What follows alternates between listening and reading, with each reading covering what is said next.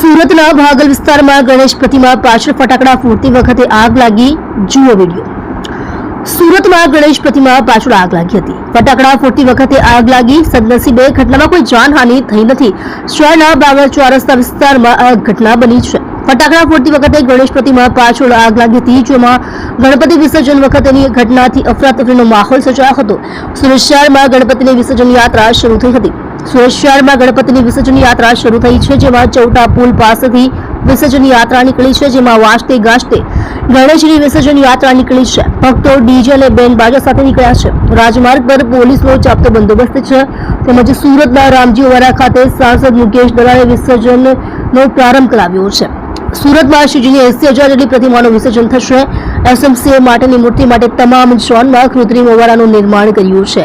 વિઘ્નહર્તા શ્રી ગણેશ તેમજ તાપી માતાની પૂજા કર્યા બાદ ગણેશ વિસર્જનનો પ્રારંભ કરાવ્યો છે.